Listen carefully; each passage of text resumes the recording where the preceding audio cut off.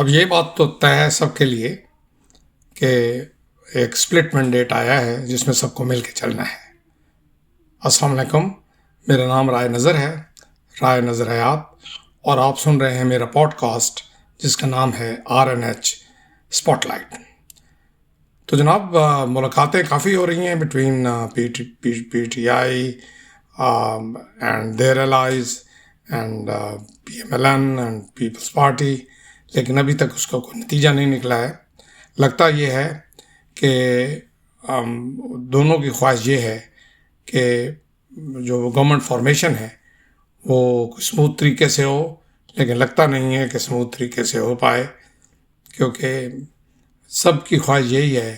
کہ جو آگے ٹف ڈیسیژن آ رہے ہیں IMF کے حوالے سے اور مہنگائی کے حوالے سے، اس کا جو خمیازہ ہے وہ کوئی دوسری پارٹی بھگتے۔ پیپلز پارٹی نے بہرحال یہ آمادگی ظاہر کی تھی کہ ہم آپ کو ووٹ دے دیتے ہیں اور آپ PMLN حکومت بنا لے شہباز شریف کی سربراہی میں، لیکن یہ ہے کہ ہم حکومت میں کوئی عہدہ نہیں لیں گے،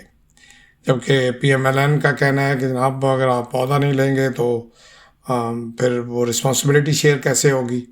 ہم آپ کو صدر بنانے کے لیے تیار ہیں، کچھ اور آئینی عہدے دینے کے لیے تیار ہیں، لیکن آپ کو برابر کا حصہ دار بھی بننا چاہیے، تاکہ کل کلا جب ہم لوگوں کے سامنے جائیں تو ہم سب کو پتہ ہو کہ یہ ہماری مشترکہ کاوش تھی اور مشترکہ کوشش تھی۔ دوسرے لفظوں میں PDM2 بننے جا رہی ہے،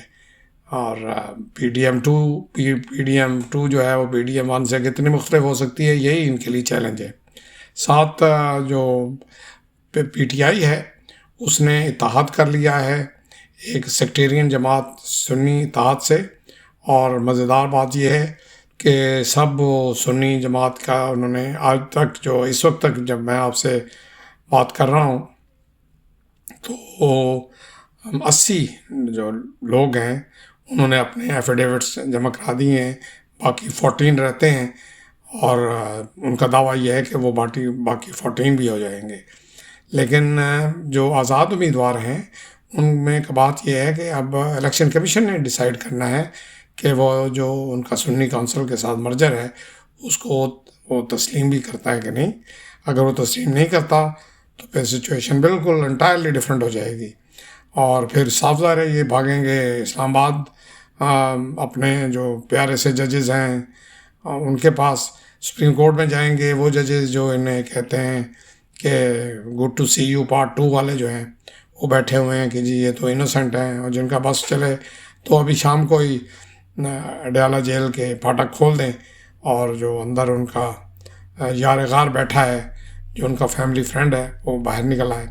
لیکن وہ اس کا سچویشن تو نہیں ہے۔ لیکن بہرحال ایک بات طے ہے کہ بظاہر اس وقت یہ لگتا ہے کہ PTI کی ان ایکسپیکٹڈ قسم کی جو سکسیس ہے اس نے پاکستان کے اسٹیبلشمنٹ کو بیک فٹ پہ ڈال دیا ہے۔ اب یہ کس حد تک بیک فٹ پہ رہنا کو پاکستانی اسٹیبلشمنٹ کی خواہش ہوتی نہیں ہے، نہ ہی ان کی کوئی یہ کارکردگی کو سمجھتے ہیں کہ یہ جو ٹھیک ہوا ہے۔ وہ کس حد تک پسپائی اختیار کریں گے یہ بھی دیکھنے والی بات ہے، کیونکہ پسپائی کے بعد ایک یلغار کی صورت بھی آتی ہے۔ میرے خیال میں جو نیکسٹ اٹیک اب آئے گا وہ اب اسٹیبلشمنٹ کی طرف سے آئے گا، جس میں کہ جو مین مقدمات ہیں وہ اس وقت ہم سب جانتے ہیں کہ باقیوں میں تو فیصلہ ہو چکا ہے جس پر گرد پڑ گئی ہے ان کی الیکشن کی کامیابی میں، لیکن ایک مقدمہ جو ہے وہ ہے 9 مئی والا۔ 9 مئی والا رہتا ہے، اور 9 مئی جو ہے وہ ایک خوفناک قسم کا مقدمہ ہے جس میں جو ٹاپ براس جتنی ہے عمران نیازی سمیت وہ اس میں انوالو ہے، اور اس کو انہوں نے کس حد تک لے کے جانا ہے، کیونکہ یہ بہرحال فوجی مقدمہ ہے اور فوجی عدالتوں میں چلایا جائے گا۔ تو وہ کوشش تو ان کی یہی ہے کہ اس سے پہلے ہی ہم بلیک میل کر کے اور جو اسمبلی کے اندر شور شرابہ کر کے تو ہم اپنی جو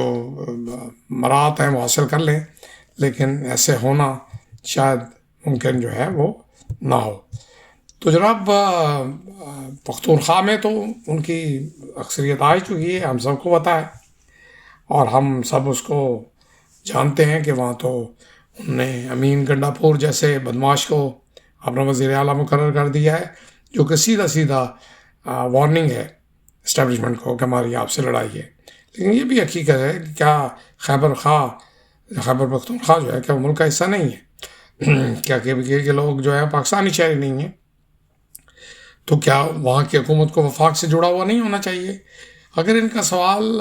ہاں میں ہے تو پھر پی ٹی آئی کے حمایت یافتہ آزاد امیدواروں کو پاکستان کے دوسری اکائیوں کے ساتھ مل کے چلنے میں کیا مسئلہ ہو سکتا ہے؟ بالکل اسی طرح سندھ کی بات کریں تو وہاں کے سیاستدان، شہری افسران سب اتنی اہمیت کے حامل ہیں جتنا ملک کا کوئی بھی شہری ہے۔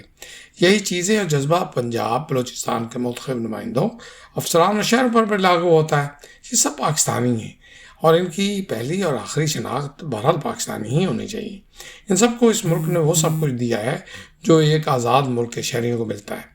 سب سے بڑھ کر آزادی کی نعمت میسر ہے۔ عام شہریوں کی سہولیات کو دیکھتے ہوئے آپ کوئی بات ضرور کر سکتے ہیں، لیکن بہرحال یہ بات سکتا ہے کہ پاکستان میں بہرحال آزادی تو سب کو حاصل ہے۔ وہ آج کل ٹویٹر پہ پابندی ہے، لیکن ٹویٹر بھی زیادہ تر تو کھلا ہی رہتا ہے، کوئی 2-4 دن سے بند ہے پھر کھل جائے گا۔ آزادی کے بعد بات سہولیات کی ہے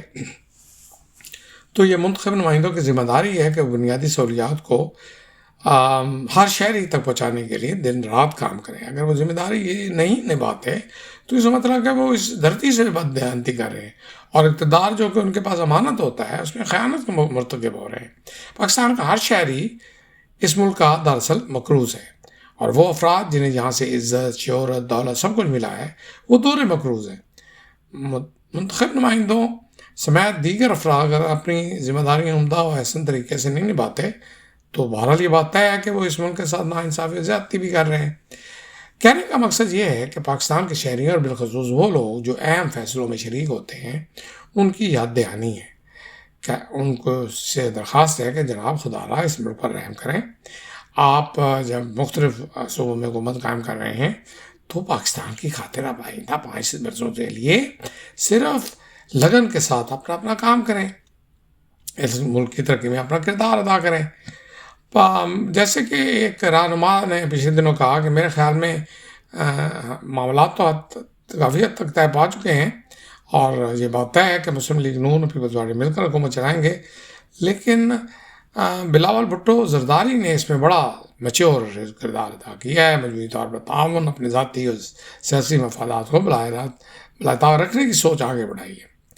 پاکستان پیپلز پارٹی نون لیگ کو بھی دونوں کو ذمہ داری کا مظاہرہ کرنا چاہیے، کیونکہ بہرحال یہ بات طے ہے کہ کامیاب حکومت کے لیے اور پاکستان کی بہتری کے لیے پیپلز پارٹی اور نون لیگ کا مل کر حکومت بنانا انتہائی ضروری ہے۔ اصل میں یہ بات صرف پاکستان پیپلز پارٹی کی ہرگز نہیں ہے، یہاں تمام سیاسی جماعتوں کی بنیادی ذمہ داری اور فرض ہے کہ سیاسی اختلافات کو بلا کر دشمنیاں ختم کریں، سیاسی اختلاف رائے کو دشمنی میں تبدیل نہ ہونے دیں۔ اس ملک کو اتحاد اتفاق کی ضرورت ہے،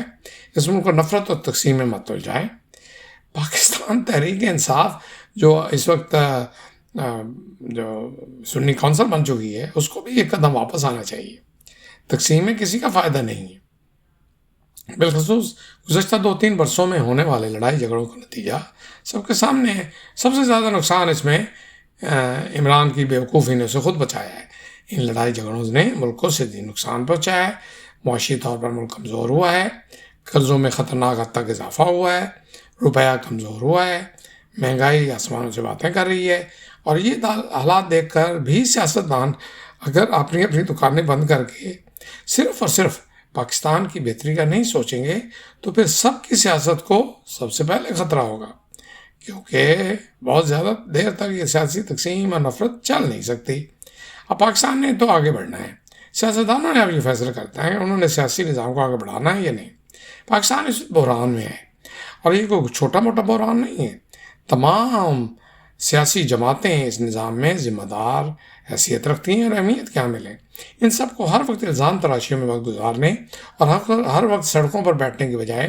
لوگوں کو فیکٹریوں، کارخانوں، نوجوانوں کو تعلیمی اداروں میں مصروف رکھنے کے لیے اپنا کردار ادا کرنا چاہیے۔ یہ یاد رکھیں، موجودہ بحران باہمی تعاون ایک دوسرے سے ہاتھ ملانے کا تقاضا کر رہا ہے۔ صرف سیاسی اختلافات کی وجہ سے کسی بھی جماعت کا راستہ روکنا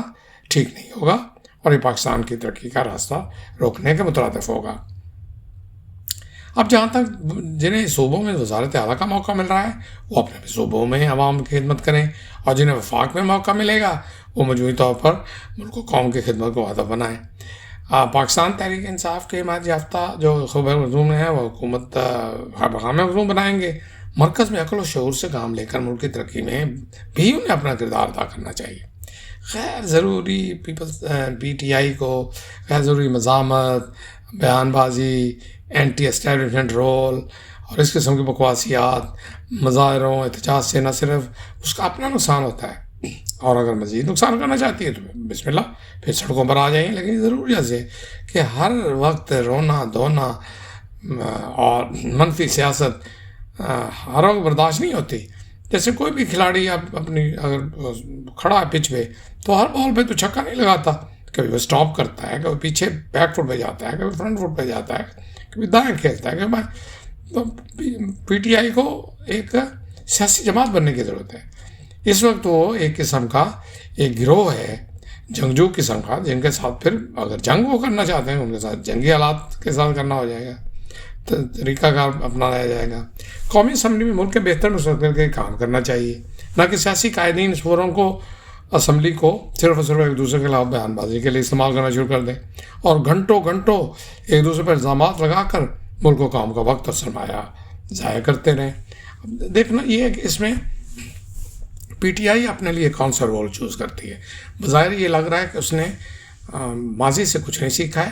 ابھی وہ اسی طرح اس کا سٹائل ہے کہ جناب میں ہوں اور کوئی اور نہیں ہے۔ ان میں انا پرستی جو ہے اس حد تک ان کے اندر گدھی ہوئی ہے کہ انہیں یہ پتہ نہیں ہے کہ انا پرستی جو ہے وہ سیاست کے بنیادی اصولوں کے خلاف ہے۔ سیاست تو ایک لو اور کوئی دو کا نام ہوتا ہے۔ سیاست کو کیا وہ ایک مشہور مقولہ ہے انگریزی کا، it is art of the possible, یعنی ایک ممکنات کا کھیل ہے۔ جبکہ وہ یہ جاتے ہیں کہ جی باقی چور ڈاکو ہیں اور ہم جو ہیں ساتھ آ گئے ہیں کہیں سے اوپر سے، تو جناب چور ڈاکو دیکھا جائے تو آپ پر تو ثابت بھی ہو چکا ہے، دوسروں پہ تو ثابت نہیں ہوا۔ آپ پر تو گھڑی چوری ثابت ہو چکی ہے، آپ پہ تو جہانہ ثابت ہو چکا ہے، آپ پر جو آپ نے خط لہرایا تھا خفیہ اس کا الزام ثابت ہو چکا ہے، اور ابھی آنے والے وقتوں میں آپ کے خلاف جو محاذ اوپن ہونے والا ہے وہ لیگل محاذ وہ خوفناک وہ ہے 9 مئی کا۔ 9 مئی ایک ایسا ثانیہ ہے جو اگر آپ چاہیں بھی کہ سویپ انڈر دا کارپٹ کر دیں تو میرے خیال میں تاریخ اس کا ایسا نہیں کرنے دے گی، اور اسٹیبلشمنٹ بھی اگر چاہے گی تو ایک خاص حد تک تو پیچھے جا سکتی ہے، لیکن کیا اس کو ان جو براہ راست جن لوگوں نے پینٹیں لہرائیں اور جنہوں نے اٹیک کیا، جنہوں نے باہر جا کے حملے کیے، جنہوں نے کور کمانڈر کا گھر جلایا، جنہوں نے شہداء کے مانیومنٹس پہ حملے کیے، اور جنہوں نے ریڈیو پاکستان پشاور جلایا، تو کیا ان کو چھوڑ دیں گے کہ بھیا جو آپ کی مرضی ہے وہ کرتے رہیں؟ تو جناب ایسا نہیں ہوگا۔ ان کو نہ صرف گوش شمالی کی جائے گی بلکہ ایسی گوش شمالی کی جائے گی کہ آئندہ کسی کو ایسا نہ ہو۔ لیکن اس میں حقیقت یہ ہے کہ سب کو پتہ ہے، اب اس میں اسٹیبلشمنٹ اگر بیک فوٹ پہ چلی جائے کہ اس کی مرضی ہے، لیکن سب کو پتہ ہے کہ یہ کسی نے اپنے طور پہ نہیں کیا تھا، اس کی زمان پارک میں پلاننگ ہوئی تھی، اس کا ماسٹر مائنڈ اور سرگنا جو ہے وہ عمران خان نیازی خود ہے، اور اس نے کہا تھا کہ بھائی میں اگر پکڑا جاؤں تو یہ آپ نے کرنا ہے۔ ابھی بھی ان کی یہ 8 جو فروری تھی، اس کے بعد 9 فروری کو ان کا ارادہ یہی تھا، ابھی بھی لگے ہوئے ہیں سڑکوں پہ اپنا جو شرلیاں ہیں وہ چھوڑنے لگے ہوئے ہیں، لیکن